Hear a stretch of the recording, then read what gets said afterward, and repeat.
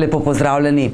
Projekt izgradnje kanalizacije in čistilne naprave v občinah Muta in Vuzenica, ki je del širšega projekta čiščenja odpadnih voda v porečju Zgornje Drave, je kljub nekaterim zapletom v zaključni fazi.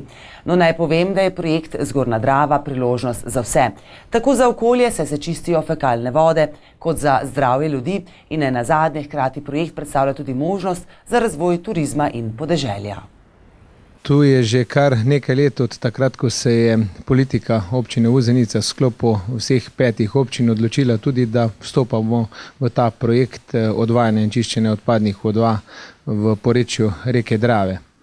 Ni običajno, da v ta projekt vstopa tudi občina, ki ni v Koroški regiji, pa vendarle tudi Selnica leži ob reki Dravi in tudi Selnica ob Dravi je vstopila v ta projekt. Moram reči, da zdaj v tem času smo že skoraj pri koncu.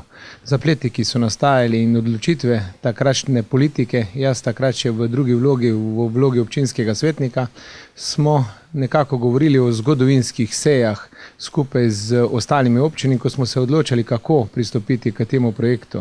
Torej, če vas poprašamo o namenu projekta, kje vidite tisto poglavitno točko, da se človek odloči, da sodeluje v projektu Zgornja Drava? Ja, že sam naslov projekta je takšen. Čiščenje v porečju reke Drave, potokov, rek in pravzaprav tista stvar, kar je zakonsko določena do 2017. leta, ko bi mogli pravzaprav priključiti vsaj 95–90% vseh deležnikov, ki sedaj onesnažujemo naravo. Reke, potoke je zgodba, ki nas je peljala k temu, da smo pristopili. Kot rekoč, spadamo pod 2000 populacijskih enot in verjamem, da bomo s tem projektom tudi v Vuzenici priklopili kar čim več ljudi, ki živijo na območju, kjer poteka izgradnja tega povezovalnega voda. In moram poudariti, da še enkrat ne spadamo v projekt, katere spadajo tudi ostale občine Dravske doline, ki smo skupaj tako Dravograd, Radlje ob Dravi, Muta in pa Selnica. Mi smo pod 2000 populacijskih enot in gradimo samo povezovalni vod z obstoječim izgrajenim vodom do čistilne naprave, ki pa kot rekoč je na lokaciji občine Muta. Če želiva recimo orisati, torej pravkar povedano, koliko občan recimo približno plača danes in koliko bo dejansko plačal po končanem temu projektu oziroma po zagonu tega novega projekta? Glede, tukaj je enostavno izračun na površino stavbe, zemljišča in danes, če bi želel govoriti o številkah, tukaj ima možnost se o teh številkah pravzaprav odločati tudi politika. Ne samo tisti del, ko z eno formulo preračunamo cene za novo priključitev, moramo računati tudi tiste, ki so že bili v starem sistemu, tisti imajo sigurno še dodatnih 20–30% nižjo ceno in pa novi uporabniki, ki se bojo popolnoma na novo priključevali. In moram reči, za eno poprečno parcelo z 600 kvadrati z bivalnih prostorov prek 100 kvadratnih metrov bi nekako na hitro lahko iz glave povedal, da bo taka priključitev nekje med 550 do 600 evri.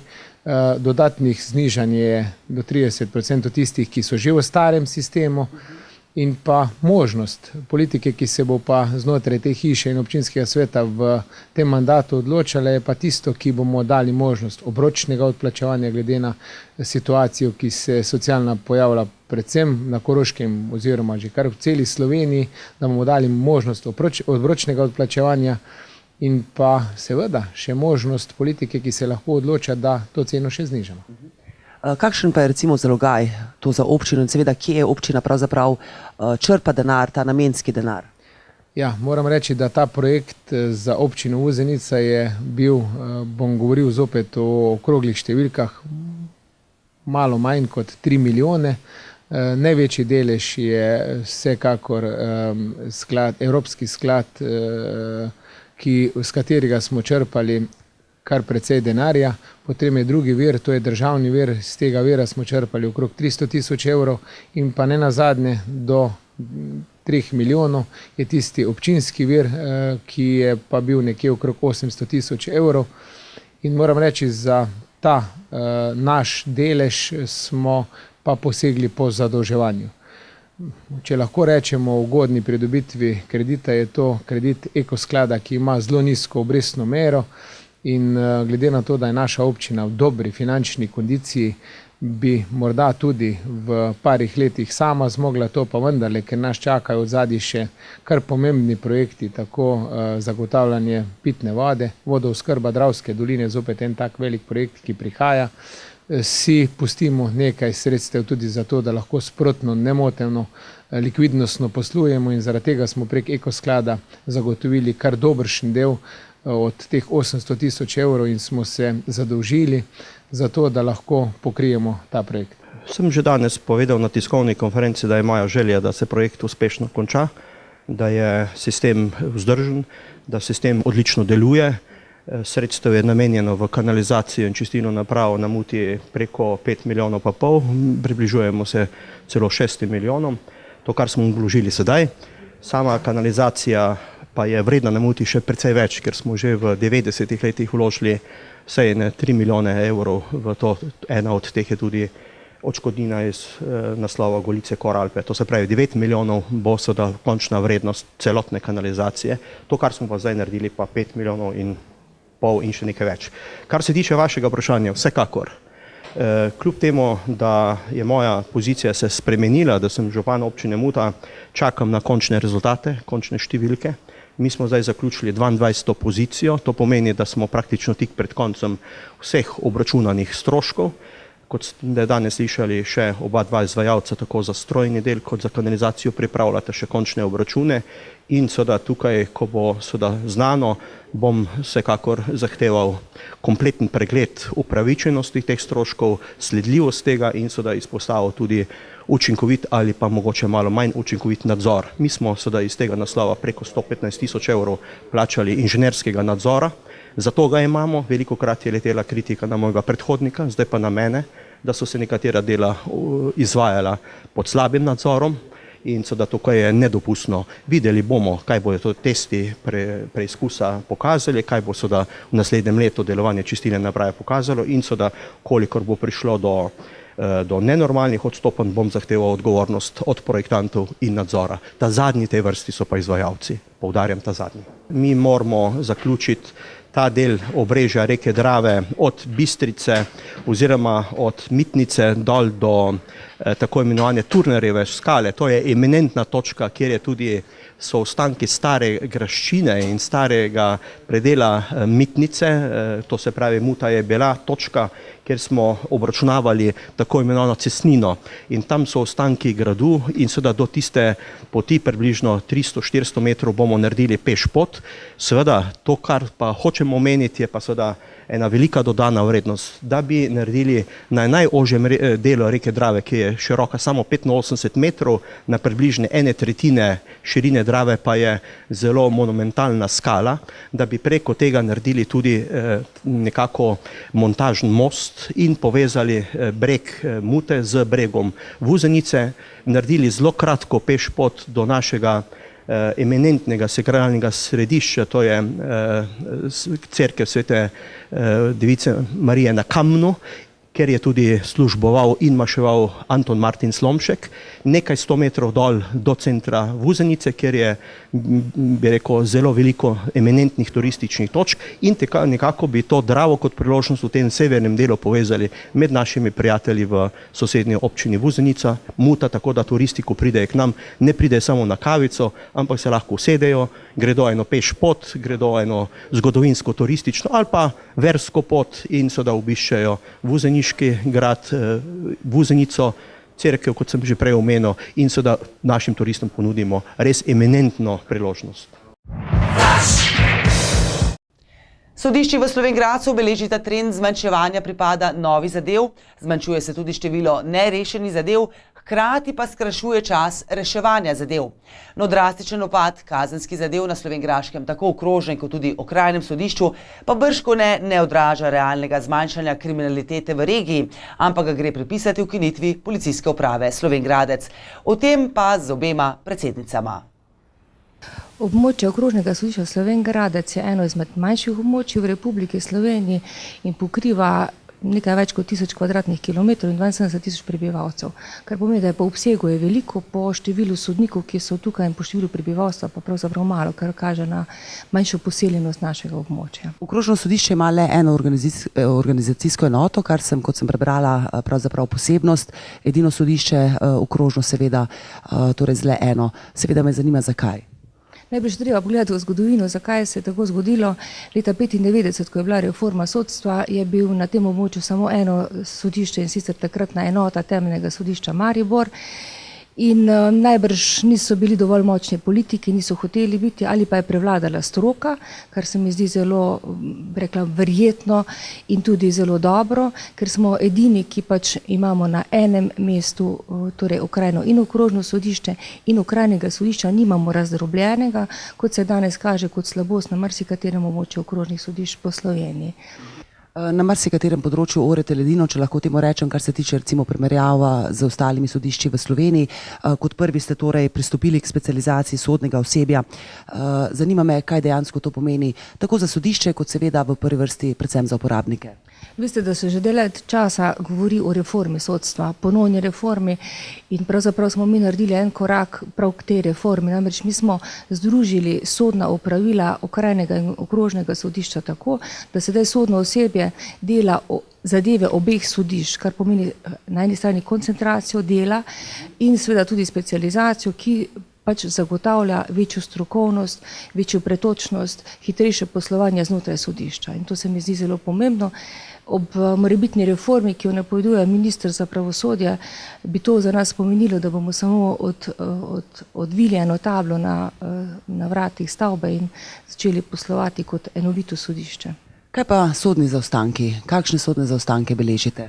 Torej, v uvodu bi želela pojasniti poslušalcem, kaj sploh predstavlja termin sodni zaostanek, ker imam občutek, da ljudje kar nekako povprek govorijo o sodnih zaostankih in o velikih ali pa dolgih časih reševanja zadev, pa pri tem sploh ne vedo, kaj to pomeni. Torej, sodni zaostanek za sodišče prve stopnje je vsaka zadeva, ki je prispela na sodišče, na katerokoli sodišče v Republiki Sloveniji in ni bila rešena v roku 6 mesecev. To je zelo kratko obdobje, če vemo, kakšni so procesni roki, kaj vse je treba pri tem upoštevati, da bi lahko stvar pripeljali do trenutka odločitve, kar za sodišče pomeni tudi, da je ta zadeva rešena.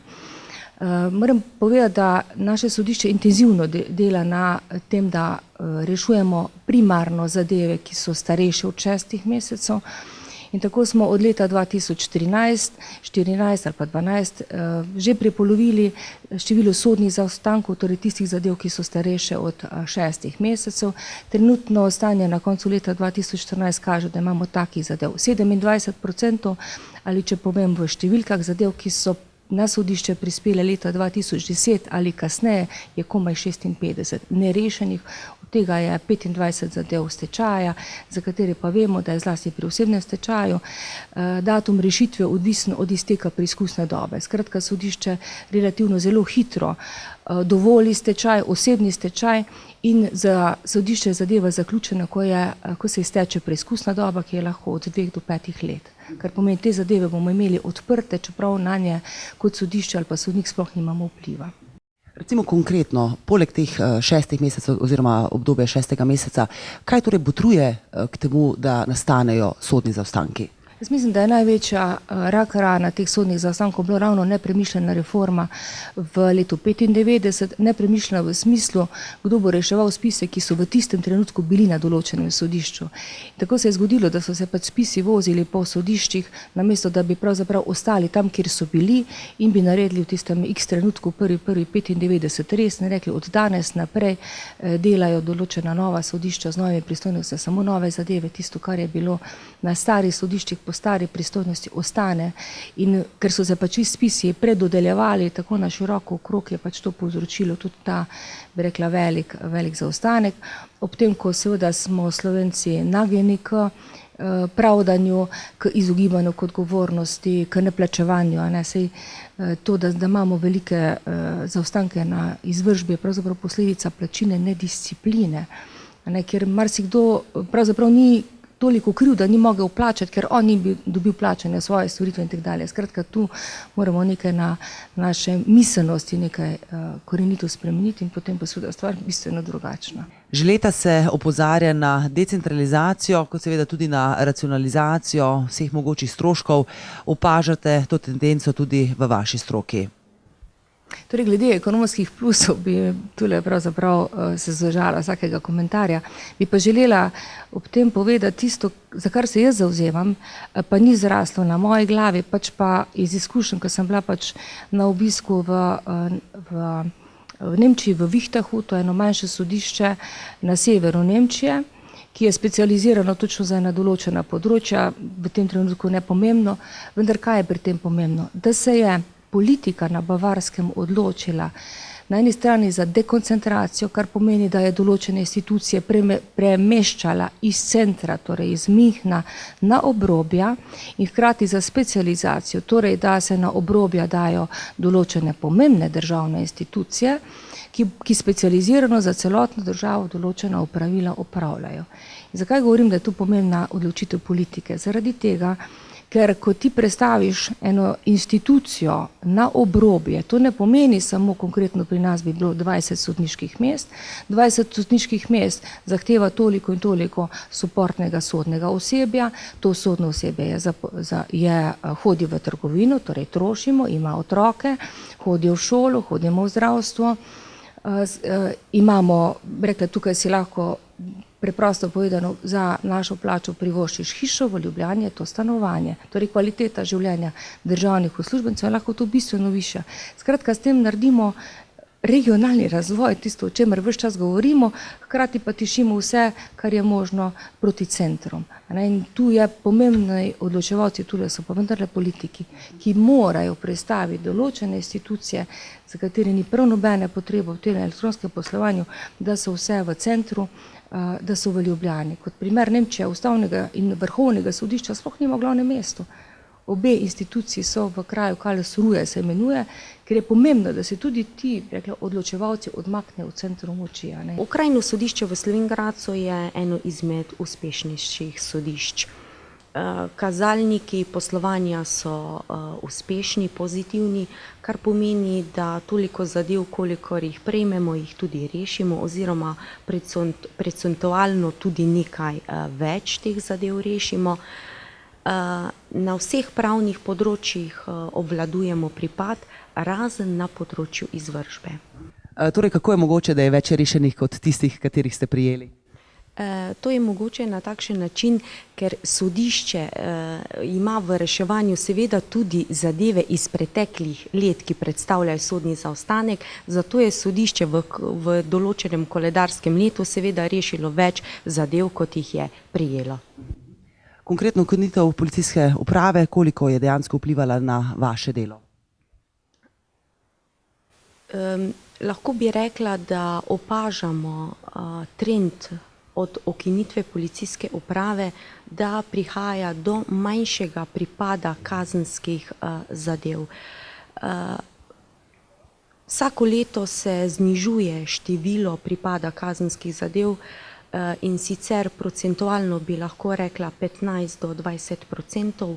V letih, ko je na tem območju še bila policijska uprava, je sodišče imelo kar višji pripad kazenskih zadev. Res, da je treba omeniti, da velik del kazenskih zadev v predkazenskem postopku reši okrožno državno tožilstvo v okviru alternativnih selekcijskih mehanizmov, to je v okviru poravnave ali odloga, ampak kljub temu beležimo manjši pripad. Sama ukinitev policijske uprave, res da imamo na tem območju posamezne policijske postaje, ki preiskujejo kazniva dejanja, ampak z težjimi oblikami kriminalitete, katere so odkrivali in preiskovali kriminalisti sektorja kriminalistične policije Slovenj Gradec, pa sedaj ni, in menim, da je tu eno območje, ki ostaja neodkrito in nepreiskovano. Res, da mogoče v tem trenutku še ne opažamo določene posledice, ki bi vplivale na varnost ljudi in premoženja, ampak na dolgi rok pa se bodo morebiti te posledice pokazale. Torej 15 do 20% upada kazenskih zadev, potem takem to pomeni, da je tudi upad samih kazenskih dejanj. To bi težko rekla, zaradi tega, ker z podatki glede prijav kaznivih dejanj ne razpolagam in ne morem komentirati. Treba pa je povedati, da je veliko kaznivih dejanj, kjer ni klasičnih oškodovancev. In zakaj to govorim? Iz razloga, ker kadar imamo v obravnavi kazniva dejanja, kjer je objekt varstva kot takšen oškodovanec, pride do odkritja oziroma preiskovanja teh kaznivih dejanj na podlagi kazenske ovadbe oškodovancev. Vkolikor pa oškodovanca ni, potem pa sploh ne pride do morebiti odkritja in nadalje do preiskovanja teh kaznivih dejanj.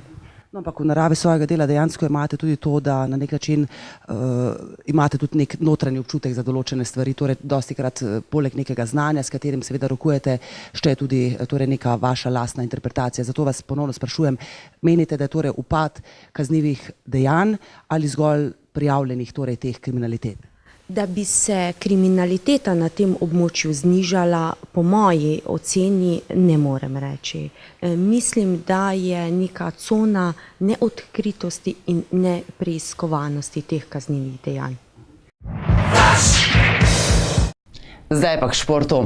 Športna zveza Slovenj Gradec je na svoji skupščini predstavila temeljne smernice kot tudi cilje delovanja.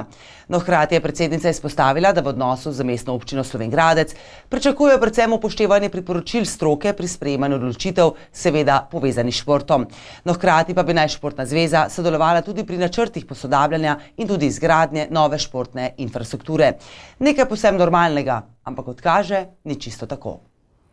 Ja, na skupščini sta bila predstavljena dva pomembna dokumenta, to je poročilo dela Športne zveze za leto 2014 in program dela za leto 2015. Zdaj, kar je bilo tisto najbolj pomembno, seveda vsa področja so pomembne, izpostavljaj bom nekaj. Mogoče začela bi s tistim, kar je temelj, bistvo delovanja Športne zveze, to je povezovanje društev, sodelovanje med društvi. Tu je usmeritev Športne zveze seveda taka, da društva čim bolj spodbuja k aktivnemu sodelovanju, pristopanju k podajanju njihovih pobud, videnja problematike, izpostavljanju dilem. To je namreč lahko osnova za vzpostavitev nekega sistema delovanja športa v Slovenj Gradcu, ki bo koristil vsem. Seveda je pomembno tudi, da posamezni segmenti športa spoznavajo eden drugega. Zagotovo je problematika tekmovalnega športa drugačna kot problematika rekreacije in le na ta način, da poznamo delovanje vseh področij, lahko dosežemo tisto najbolj optimalno. Seveda društva so tudi tiste, iz katerih črpamo analizo oziroma na njihovih informacijah se ustvarijo analize o delovanju društev, problematiki društev, o tem, kar so pravzaprav tudi slabši in tudi dobri pogoji za delovanje društev. Tu se iščejo potencijali, kaj je tisto, kar bi bilo v prihodnosti še vredno razvijati in posvečati več pozornosti. Seveda izpostavljena je bila tudi problematika sodelovanja z šolami, tako osnovnimi kot srednjimi, sodelovanja z mestno občino, z javnim zavodom Spotur. Veliko dilem in vprašanj se je izpostavilo, ki jih bomo seveda poskušali uresničiti tekom naslednjega leta in kasneje v mojem mandatu. Recimo po vašem mnenju na splošno, recimo vse našteto tako društva, športniki, kot ne nazadnje tudi občina in torej zavodi različni kot Spotur, kot omenjen, sodelujejo med seboj. Opažate torej tendenco po sodelovanju ali morda lahko rečeva, da so torej vsi ti posamezni sklopi bolj vase zaprti? Jaz bi rekla, da je to sodelovanje preslabo. Zdaj, recimo v odnosu do mestne občine Slovenj Gradec, jaz pričakujem, da nas bojo jemali kot strokovni partner, kot nekdo, ki ima informacije z področja športa, ki jih je vredno izkoristiti. Kot tisti, v bistvu, ki raziščemo, kakšna je problematika, kje so res potenciali za nadaljnjo razvijanje športa v Slovenj Gradcu.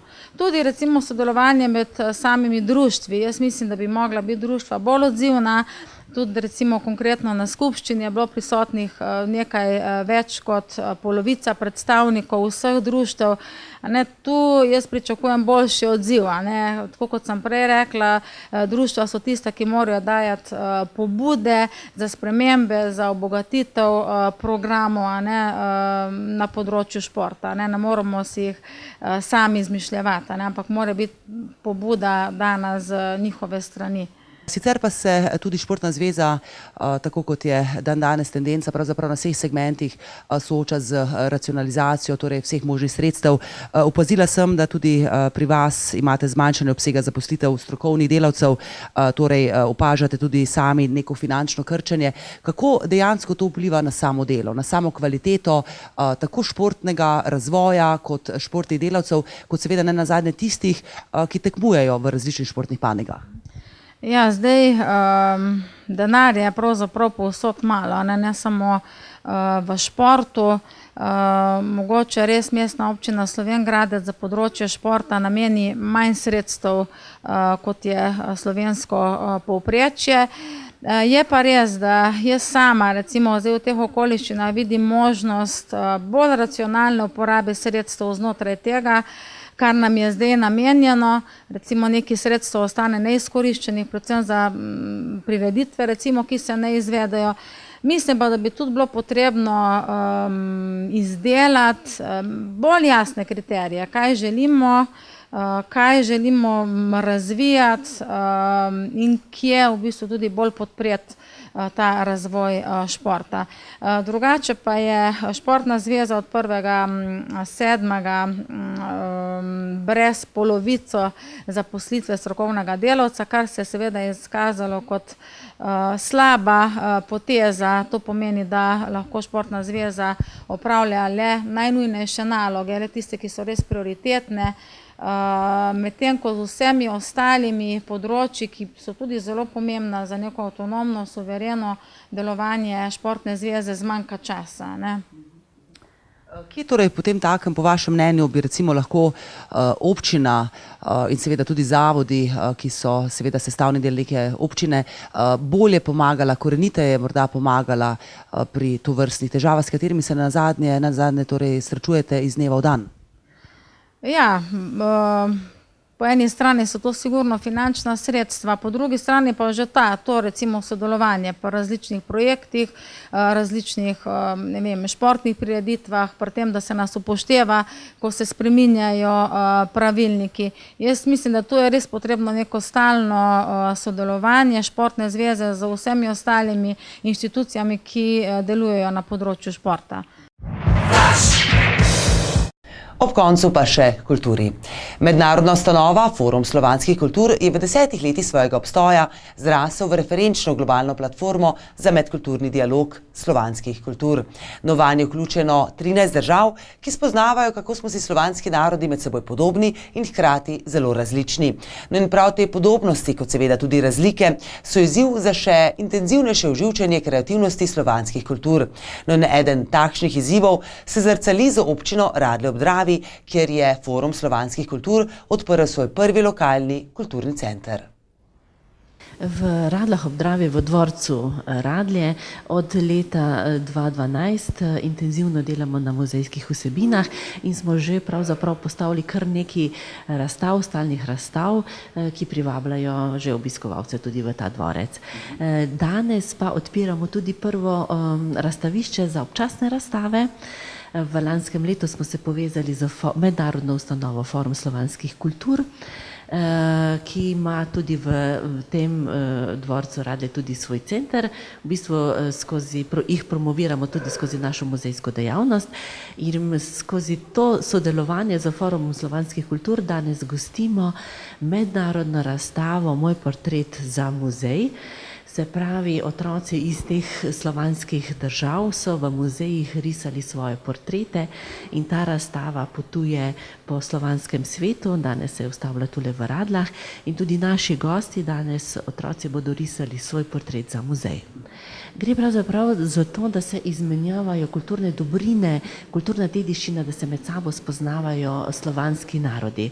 Od nas, ki smo najbolj na zahodu, do Rusije, velike Rusije, da pravzaprav začenja potekati tudi med nami izmenjava in da se v bistvu med sabo spoznavajo. K otvoritvi so bili povabljeni tudi otroci 3. razreda osnovne šole Radlje ob Dravi, ki so doživeli posebno muzejsko doživetje. Tudi sami so, tako kot otroci ostalih 13 držav, narisali portret. Torej, Martin, a si kaj radoveden? Ja. Kaj pa najraje odkrivaš? Kaj je tisto, kar ti vzbuja največjo radovednost? Slike. In kaj je recimo na današnjih slikah? Vse, kar zanimivega. In katera slika ti je najbolj všeč? Iz Belorusije. Zakaj pa? Ko je ena velika punca narisala. Hvala, Martin, pa bodi še naprej radoveden. Hvala. Dejan, kaj ti je najbolj všeč pri raziskovanju? Stare stvari. Stare, in zakaj stare? Kaj je pri njih tako fascinantnega? So zanimive. Aha. Kaj pa danes pri tej razstavi, kaj ti pa tukaj najbolj všeč? Da 6-letniki tako lepo rišejo. Iz katere države so ti pa te 6-letniki najbolj zanimivi? Madžarske. Madžarska. Mi lahko pokažeš sliko, katera iz Madžarske? A jo vidimo iz tukajle? Ali morava uporabiti lupo? Ne. Jan, ti mi povej, kaj ti raziskuješ, recimo, ko si doma? Stare stvari pa iščem. Stare stvari, ko jih ata ima doma. Pa ti ati dovoli, da mu preiskuješ njegove stare stvari? Ne. Torej delaš to na skrivaj? Ja. In kaj ti je tako všeč pri teh starih stvarih? Drugače, včasih je imel ata take ful stare stvari. Kot so naprimer kaj? Kaj je to? Recimo kak star radio, televizija? Ata ima star telefon, ima že tudi. Pa star avto smo imeli. In si ga še raufal sam? Ne. To ti pa ni Ata pustil. mi je pomagal. Lepo. Prispeli smo do konca tokratnega fleša. Pazite nase in doslednjič le še srečno.